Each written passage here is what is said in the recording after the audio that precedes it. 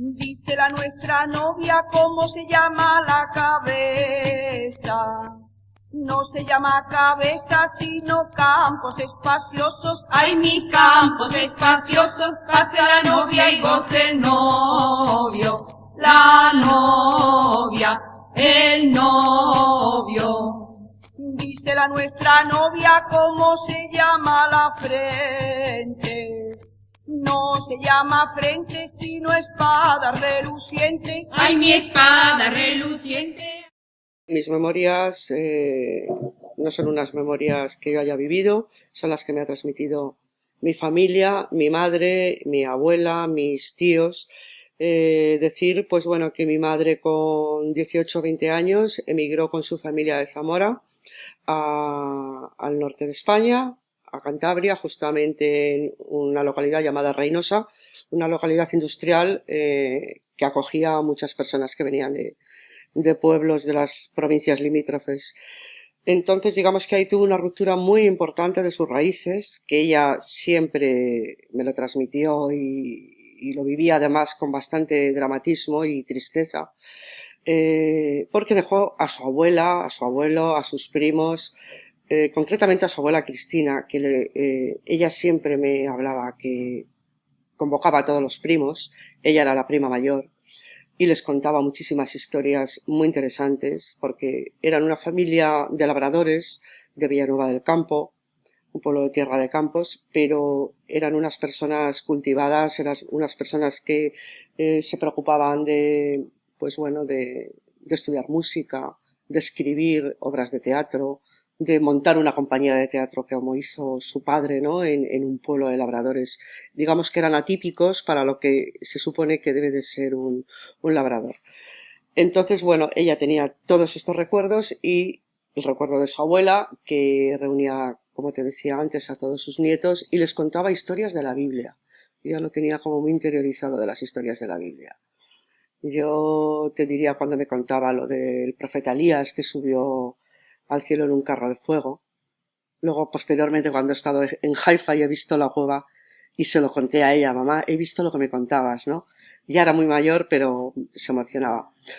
Curiosamente, casi todas las historias de la Biblia que mi abuela les contaba mi bisabuela, su abuela, era del Antiguo Testamento. Y muchísimo de los profetas, ¿no? El profeta Elías, el profeta Daniel, el profeta Jonás. Y esto a mí me lo contó desde muy pequeña, yo ya lo sabía. También ella comentaba que en el pueblo, que era un pueblo muy pequeño, yo no sé los habitantes que tendría en aquella época, pero a lo mejor no llegaban ni a los 1000 habitantes, solamente había 2 Biblias, y una la tenía el maestro y otra la tenían sus abuelos. Y que también comentaba que sus abuelos en el desván tenían muchos libros. O sea que yo luego, en aquella época, yo recogía esas palabras, pero con el pasar de los años y el poner un poco en pie los recuerdos, piensas, bueno, ¿cómo era posible? ¿Cómo una familia de labradores en semejante pueblo tenía todas esas cosas? Y además, probablemente ella, al ser la nieta mayor, se enteraba mucho más, ¿no? Yo tuve esa suerte. Digamos que esto es un poco la génesis, ¿no? de mi madre. Cuando mi madre llega a Reinosa con sus abuelos a trabajar en una industria, pues mi abuela allí ya continúan siendo una piña. Yo era la nieta femenina mayor, digámoslo así, con lo cual viví mi infancia maravillosamente apegada a ellas dos. Me transmitieron muchísimas cosas que me emocionan. Yo creo que sin ellas ser conscientes me transmitieron muchísimas cosas y bueno, y que se murieron seguramente sin saber que descendían de judíos. Dice la nuestra novia cómo se llama la frente. No se llama frente, sino espada reluciente. Ay, mi espada reluciente, ay, mis campos espaciosos, pase la novia y goce el novio. La novia, el novio. Dice la nuestra novia cómo se llaman las piernas. Las primeras noticias son referencias aisladas a una serie de judíos asentados en torno al núcleo fundacional de la ciudad, es decir, en torno a la catedral actual. Posteriormente, ya en el 12 y sobre todo principios del XIII se traslada a la zona más próxima al río, en los barrios más comerciales, donde se va a establecer todo el comercio. Lo de Zamora se ha llamado el Valle o los barrios bajos, y allí va a funcionar la denominada judería vieja. Judería vieja empezaría a desaparecer a mediados del siglo XIII, donde se trasladaría la mayor población judía, se trasladaría al corazón de la ciudad, es decir, en las proximidades de la actual Plaza Mayor. Allí va a tener una población fuerte, muy mezclada con población cristiana, y a partir de 1412 esa población se va a trasladar, diríamos, hacia lo que sería el lateral norte de ese triángulo, para asentarse en lo que se va a denominar a partir de esos momentos Barrio Nuevo, que va a ser el lugar de encerramiento de los judíos. La expulsión coincide con ese espacio. No se llaman piernas sino cañas de azúcar. Ay, mis cañas de azúcar, ay, mi río de nadar, ay, mi limo limonar, ay, mi remo de remar, ay, mi rosca de sobar, ay, mi taza de cristal, ay, mi... A nivel arqueológico, lo que es la identificación concreta de elementos materiales o estructuras que nos permitan definirlo como estrictamente correspondiente al mundo judío, a la cultura hebrea, no. Pero eso no significa, o sea, no me atrevo yo a decir, y no sé si otras personas dedicadas también a la arqueología podrían decirlo, que no existan. Despídete, dama hermosa de la casa de tus padres, que esta es la última vez que de ella soltera sales a la gala de la rosa bella y a la gala de... Mi vida, digamos, que ha sido una vida pues de obviar bastante este tema, no olvidarlo nunca, siempre ha estado presente, pero obviar en cuanto a investigación y en cuanto a una trascendencia exterior, que es lo que yo estoy haciendo ahora. Y entonces, bueno, nos empezó un poco a picar el gusanillo de hacerlo justamente en donde yo tenía mis raíces. Y comenzamos un poco por la zona de Valderredible, pero cero vestigios, cero recuerdos y poquísimos testimonios históricos.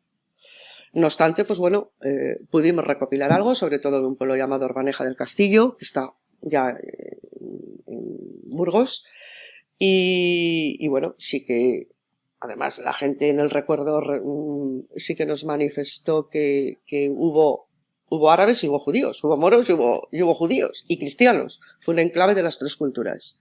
Pero bueno, poquísimos recuerdos. Entonces sí que nos centramos muchísimo en Aguilar de Campoo. Aguilar de Campoo, que está ya, bueno, en Palencia, está linda con Reynosa, están a 20 y tantos kilómetros, y allí sí que se constató como una judería importante. Enseguida nos hablaron de una ermita, la ermita del Espíritu Santo, que bueno, en el recuerdo popular había sido una de las sinagogas.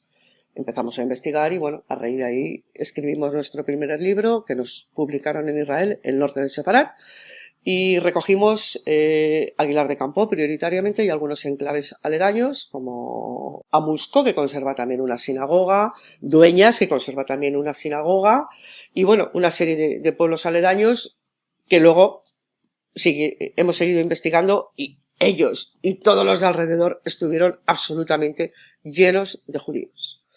Y hay gente que lo tiene certificado, constatado, y bueno, a partir de ahí, pues digamos que empezamos a buscar, nos encontraron asociaciones, concretamente una desde Israel, pues que estaba recopilando a personas que tenían una memoria de descender de judíos en todo el mundo y concretamente en España. Y bueno, ya comenzamos, digamos, una andadura que ya podemos comentar los dos, porque ha sido una andadura conjunta, una andadura bastante fructífera, porque ha dado lugar a bastantes investigaciones, ha dado lugar a muchos artículos, a muchas publicaciones, a muchas conferencias, y sobre todo a conocer a mucha gente y a intercambiar muchísimas informaciones y recuerdos.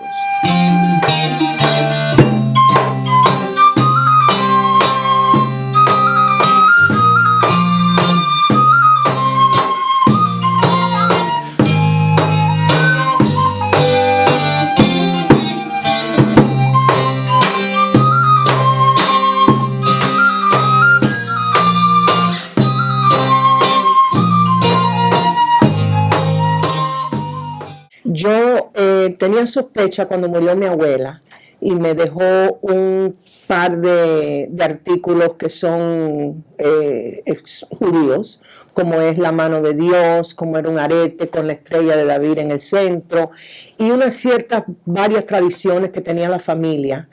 Yo empecé a sospechar que la familia podía tener sus raíces sefarditas en España.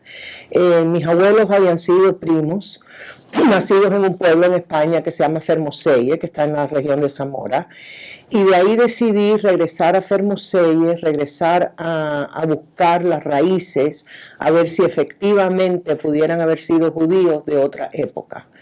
Y ahí empezó la búsqueda. En realidad es una búsqueda que ha tardado unos 6 años, 7 años, hasta que por fin logré llegar al fin de esa búsqueda y comprobar que sí efectivamente fueron judíos sefarditas.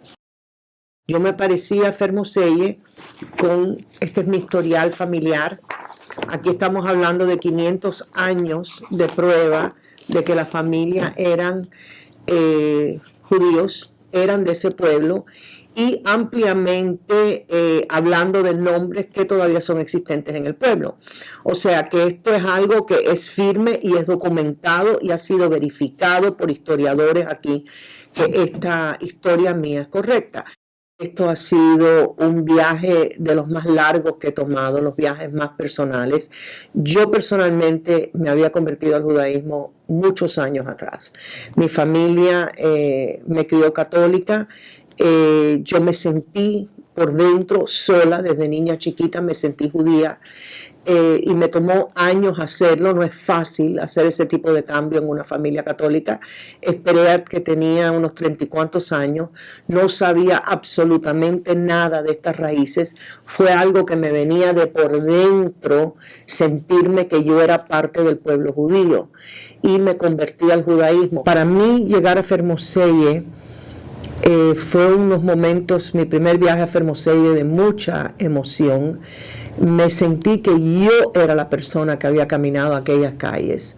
Me sentía que yo era la persona como que en cualquier momento yo iba a entrar a una de esas casas, y una de esas casas eran mías. O sea, fue una emoción en la plaza, en los 2 sitios que me han llevado, que me han dicho oralmente que eran sinagogas. He ido a 2 sitios. Uno primero que era encima, y otro, o sea, que era a nivel de la calle, con el arco original de la sinagoga, según la tradición oral, y el otro, un lugar donde me decían que rezaban, que era debajo de la tierra, en otro sitio del pueblo.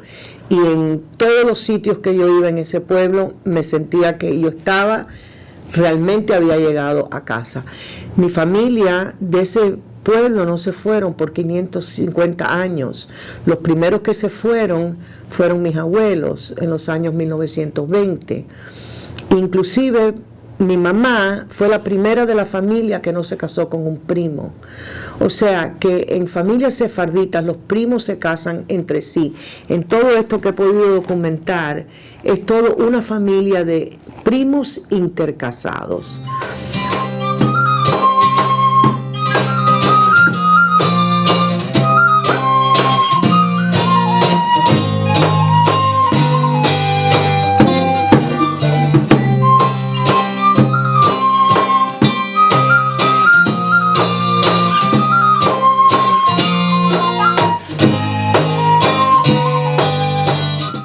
En concreto, en nuestra zona, en lo que llamamos La Raya, esta zona fronteriza, Salamanca, Zamora, se produce una situación muy especial, tenemos una frontera natural que es el propio río Duero.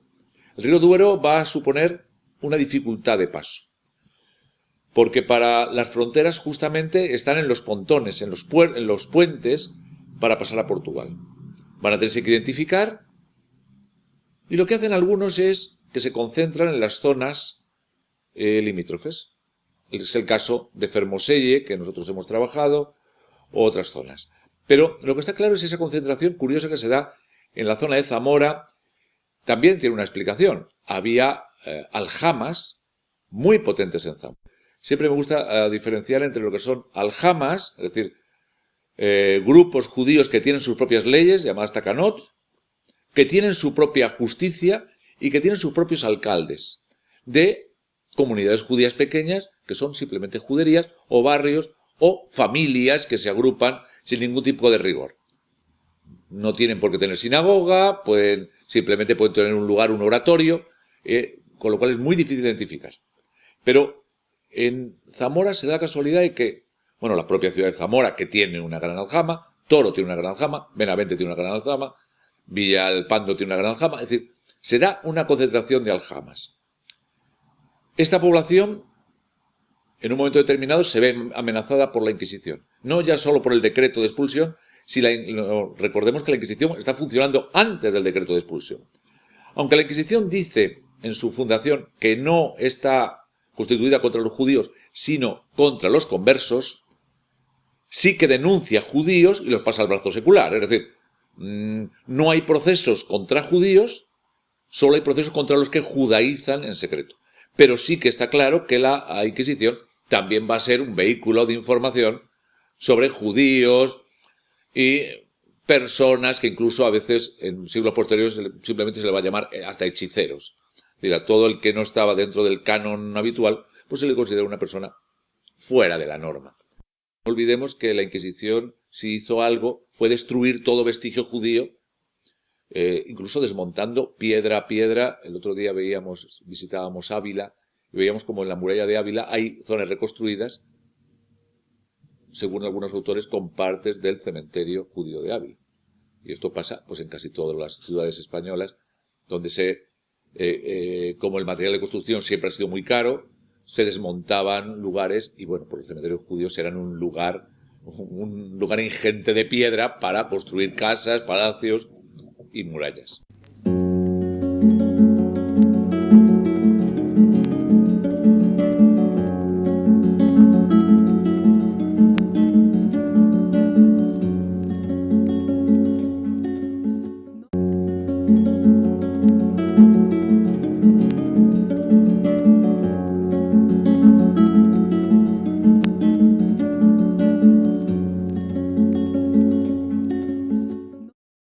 Yo creo que hay una cosa que sí es cierta, y es que tampoco nos ha quedado ningún vestigio, o que lo conozcamos de forma directa, de estas sinagogas, de estos edificios. Las sinagogas, a no ser que sean importantes dentro de lo que es la comunidad hebrea, yo creo que son edificios sencillos. En lo que conocemos, desde luego, su representación exterior es prácticamente inexistente. Podemos irnos a la ciudad de Toledo y ver cómo las fachadas de las sinagogas que se mantienen en pie son unas fachadas mucho más sencillas que muchas de las casas aledañas, que pueden ser también incluso de familias judías, ¿no?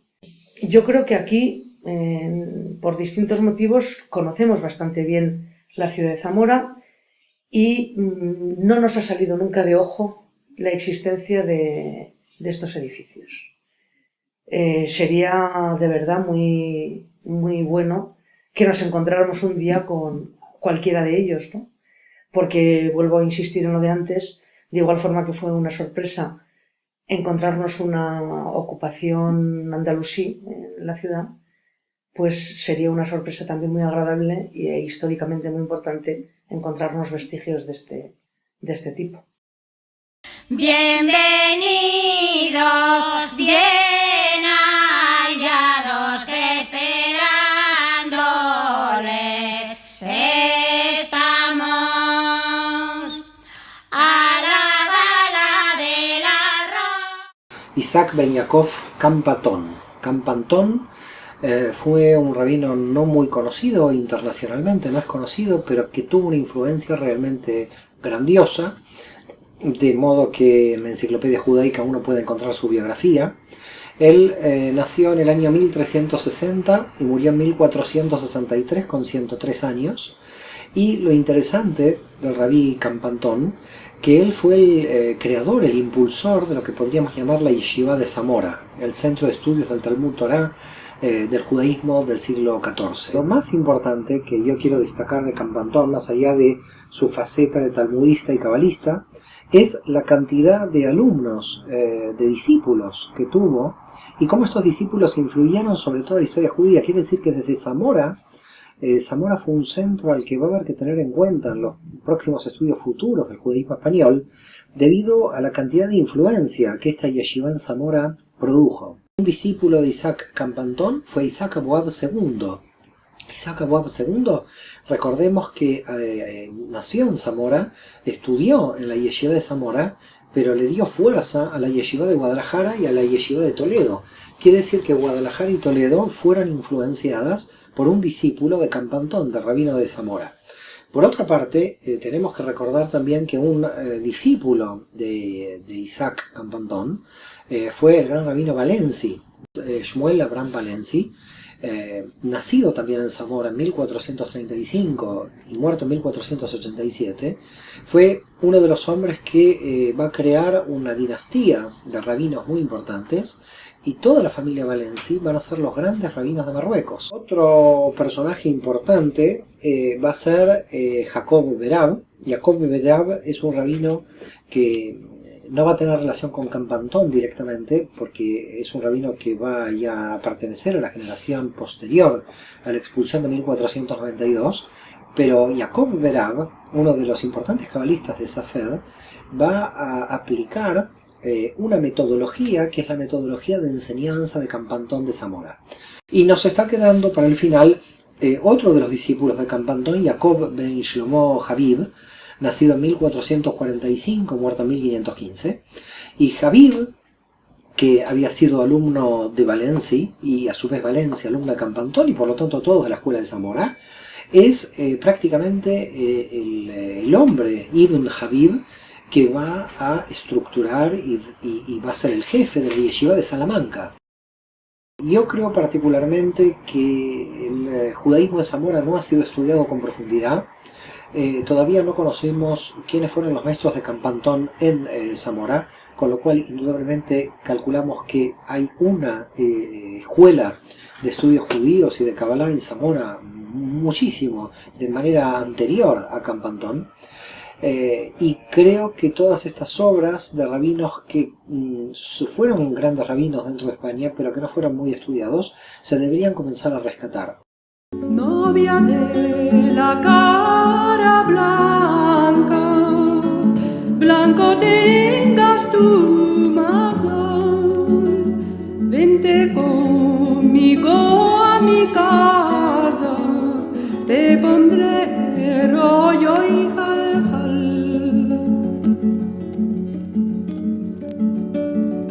La novia vente. Yo creo que es una asignatura pendiente el estudio del mundo judío, porque somos una ciudad donde no hemos sabido ver los restos de esa huella. Es decir, tenemos un cementerio judío perfectamente localizado y todavía nadie ha hecho un esfuerzo por levantar y ver lo que existe ahí. Sabemos de la existencia al menos de 4 o 5 sinagogas en la ciudad.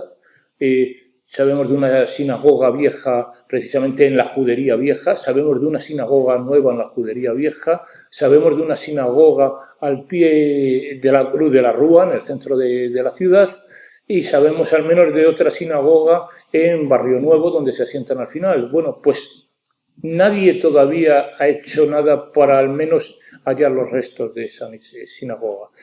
Entonces, tenemos muchas asignaturas pendientes en relación al mundo judío, que simplemente un estudio exhaustivo de los documentos y después, sobre todo, de la arqueología nos permitiría meternos de lleno y de Zamora pasase a ser precisamente una de las ciudades importantes dentro de la ruta del mundo judío en España. Pero son asignaturas pendientes que tenemos.